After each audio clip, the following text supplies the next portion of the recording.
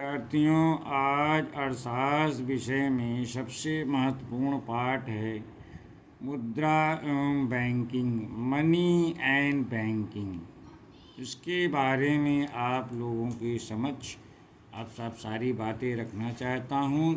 ये अर्थशास्त्र का बहुत ही महत्वपूर्ण चैप्टर है जिससे काफ़ी प्रश्न आते हैं। इन्हीं 100 नंबर में कम से कम 10-15 नंबर आप इसको अगर तैयार कर लेते हैं तो निश्चित रूप से अच्छे मार्क्स आपको अर्थशास्त्र विषय में मिलते हैं। तो छात्रों, अब आपसे देखते हैं, मैंने कुछ महत्वपूर्ण प्रश्न लघु उत्तरी यानी ऑब्जेक्टिव टाइप के तैयार किए हैं और अधिलघु, तो उसी के बारे में आप लोगों को मैं बता रहा हूँ। थोड़ा ध्यान से इस वीडियो को देखें और इससे जो है तैयारी करें तो आप काफ़ी लाभान्वित हो सकते हैं। तो पहला है छात्रों, एक जानकारी के लिए कि 1 रुपये का जो नोट होता है कागज़ का, उस पर किसके हस्ताक्षर होते हैं। ये प्रश्न पूछा जाता है विभिन्न कंपटीशन में, प्रतियोगी परीक्षाओं में भी ऐसे प्रश्न पूछे जाते हैं कि 1 रुपये का नोट जो होता है उस पर किसके सिग्नेचर होते हैं, हस्ताक्षर। तो उत्तर है छात्रों वित्त सचिव। इसका होता है 1 रुपये के नोट पर हस्ताक्षर वित्त सचिव। दूसरा क्या है, बैंक आप जानते होंगे छात्रों, बैंक में रुपया जमा किया जाता है, वहाँ से लोन लिया जाता है। लेकिन बैंकों का मुख्य कार्य क्या है, इसलिए बैंकें स्थापित की गई हैं। व्यापारिक बैंक इनको कहते हैं छात्रों। इसका उत्तर है साख सृजन, क्रेडिट क्रिएशन। यानी आप धन जमा करेंगे या कर्ज लेंगे, इससे बैंकों की जो है पैसे में बढ़ोतरी होती है, उसी को अर्थशास्त्र की भाषा में साख सृजन कहा जाता है। छात्रों, मौद्रिक अधिकार अथवा सरकार द्वारा जारी मुद्रा जिसे लेने से कोई इनकार नहीं कर सकता, यानी सरकार जो मुद्रा जारी करती है कोई भी व्यक्ति हिंदुस्तान का उसको लेने से इनकार नहीं कर सकता। ऐसी मुद्रा को हम क्या कहते हैं, विधिग्राह्य, लीगल मनी है, ये विधिग्राह्य है।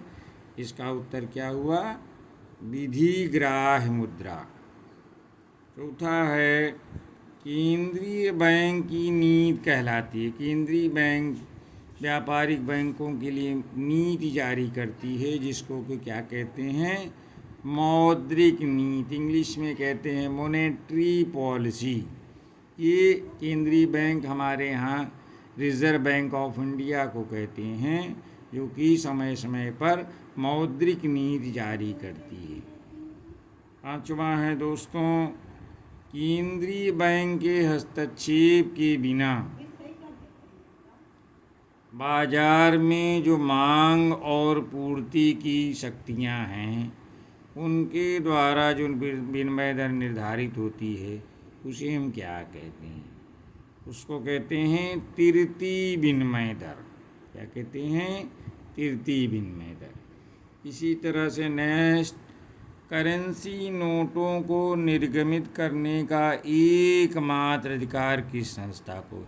अब करेंसी नोट क्या है छात्रों, करेंसी नोट वही है जैसे 1 रुपये से लेकर के सारी नोटें 50, 100, 20, 10, 1000 जो भी वैध मुद्रा उस समय रहती है, उसको जारी करने का एकमात्र अधिकार किस संस्था को दिया गया है, रिज़र्व बैंक ऑफ इंडिया।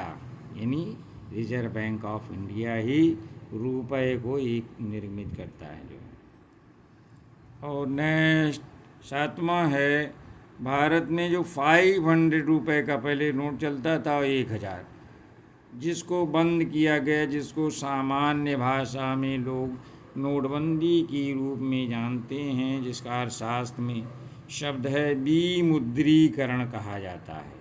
यानी भारत में 500, 1000 रुपये के नोटों का विमुद्रीकरण कब किया गया, यानी नोटबंदी जिसे कहते हैं। तो उत्तर है नवंबर सन 2016 में। कब किया गया छात्रों, नवंबर सन 2016 में। नेक्स्ट, मुद्रा की मांग और रेट ऑफ इंटरेस्ट ब्याज दर में कैसा संबंध होता है? छात्रों, मुद्रा की मांग और जो रेट ऑफ इंटरेस्ट है ब्याज दर, उसमें विपरीत संबंध पाया जाता है। यानी मुद्रा की मांग जो है अगर बढ़ेगी तो निश्चित रूप से ब्याज दर घटी रहेगी, ब्याज दर बढ़ जाती है तो मुद्रा की मांग कम हो जाती है। नेक्स्ट, बंद अर्थव्यवस्था में मुद्रा की आपूर्ति को सप्लाई कहते हैं, SUPLY। तो बंद अर्थव्यवस्था में money supply, MONEY, money, SUPPLY, यानी बंद अर्थव्यवस्था में मुद्रा सप्लाई का प्रमुख निर्धारक कौन है करता है? यानी अर्थव्यवस्था में मुद्रा की सप्लाई कौन करता है? तो समझ लें छात्रों, देश का केंद्रीय बैंक करता है। हर देश का, हमारे देश में केंद्रीय बैंक है, उसका नाम है रिजर्व बैंक ऑफ इंडिया करता है, यानी देश का केंद्रीय बैंक करता है। नेक्स्ट, भारतीय रिजर्व बैंक द्वारा मुद्रा की पूर्ति यानी मनी सप्लाई का एक फार्मूला दिया है। तो उसका फार्मूला क्या है? इसमें 3 तरह की चीज़ें आती हैं। M1 बराबर CU प्लस DD, M2 बराबर M1 प्लस डाकघर बचत बैंकों में बचत जमाएं, M3 equal to M1 plus व्यावसायिक बैंकों की निबल आवधिक जमाएं। ये जो है मुद्रा पूर्ति का फार्मूला है, छात्रों इसे याद कर लें। M1 M2 M3 है, बाकी ये सूत्र हैं। नेक्स्ट, भारत में नवंबर सन 2016 में 500 की नोट और 1000 की नोट का विमुद्रीकरण किसने किया? विमुद्रीकरण मतलब वही नोटबंदी जिसे आप सामान्य भाषा में सुने हैं, उसी को विमुद्रीकरण कहते हैं। तो 2016 में 500 और 1000 की नोटों का विमुद्रीकरण किसने किया था? उत्तर है छात्रों, भारतीय सरकार ने, गवर्नमेंट ऑफ इंडिया ने किया था। भारत में मौद्रिक नीति द्वारा देश की मुद्रा पूर्ति पर प्रत्यक्ष कंट्रोल कौन करता है? यानी आप जान लीजिए, मौद्रिक नीति कौन जारी करता है? Reserve Bank of India. और उसी मौद्रिक नीति से जो है रिजर्व बैंक ऑफ इंडिया देश की मुद्रा पूर्ति पर प्रत्यक्ष रूप से नियंत्रण करता है। यानी मुद्रा कितनी अर्थव्यवस्था में रहेगी, ये रिजर्व बैंक ऑफ इंडिया के द्वारा तय होता है। नेक्स्ट, वित्तीय वर्ष की अवधि, फाइनेंशियल ईयर होता है जब बजट पारित होता है दोस्तों संसद के द्वारा, उसका एक अवधि होती है, साल भर के लिए किया जाता है। तो पूछा जाता है परीक्षा में कि उसकी अवधि क्या है, तो 1 अप्रैल से 31 मार्च तक वित्तीय वर्ष की अवधि होती है। नेक्स्ट, भारत सरकार ने 8 नवंबर सन 2016 को किन 2 नोटों का विमुद्रीकरण किया था? तो आप जानते हैं कि 500 और 1000 के नोट बंद किए गए थे। तो यही 2 नोट है, 500 की पुरानी जो थी पहले और 1000 की, इन दोनों नोटों को बंद कर दिया गया था। नेक्स्ट, मुद्रास्फीति को रोकने हो तो बैंक दर को क्या किया जाता है? बैंक दर को, अगर मुद्रास्फीति हमारी अर्थव्यवस्था में बढ़ जाती, जिसको सामान्य भाषा में महंगाई कहते हैं, तो उसको कंट्रोल करने के लिए बैंक सरकार क्या करती है? Reserve Bank of India bank दर को बढ़ा देती है। क्या किया जाता है मुद्रास्फीति रोकने के लिए? बैंक दर को बढ़ाया जाता है। नेक्स्ट, फेमस किताब है the general theory of employment, interest and money. इसके लेखक कौन है छात्रों? उत्तर है J.M. कीन्स। इस किताब को किसने लिखा था? J.M. कीन्स। किसने कहा था कि मुद्रा वह है जो मुद्रा का कार्य करती है? कौन सा अर्थशास्त्री था जिसने कहा था कि मुद्रा वह है जो मुद्रा का कार्य करती है? तो छात्रों इसका उत्तर है हार्टली विदर्स का है। हार्टली विदर्स ने ये बात कही थी कि मुद्रा वह है जो मुद्रा का कार्य करती है। नेक्स्ट, भारत के केंद्रीय बैंक का क्या नाम है? उत्तर है छात्रों रिजर्व बैंक ऑफ इंडिया, यानी सेंट्रल बैंक यहाँ का कौन सा है, उसका क्या नाम है, उसका नाम है रिजर्व बैंक ऑफ इंडिया। अब वर्तमान में भारत में कितने राष्ट्रीयकृत बैंक हैं? राष्ट्रीयकृत मतलब नेशनलाइज्ड, आम जनता का बैंक जिसको कहते हैं, सारी संपत्ति की मालिक आम जनता होती है, उसी को नेशनलाइज्ड बैंक कहते हैं। इस समय उत्तर जो है इसका देख लीजिएगा। वैसे अभी तक जो भी हमारे पास प्रमाण है तो उसमें 12 जो है राष्ट्रीयकृत बैंक वर्तमान है। Next, reserve Bank of India का मुख्यालय कहाँ है? अब दोस्तों, हमारे देश का केंद्रीय bank reserve Bank of India कहलाता है। और इसका हेड ऑफिस कहाँ है? इसका हेड ऑफिस मुंबई में है। नेक्स्ट, अब भारत में इसमें वित्त मंत्री, आप देखते हो कि बजट कौन पेश करता है?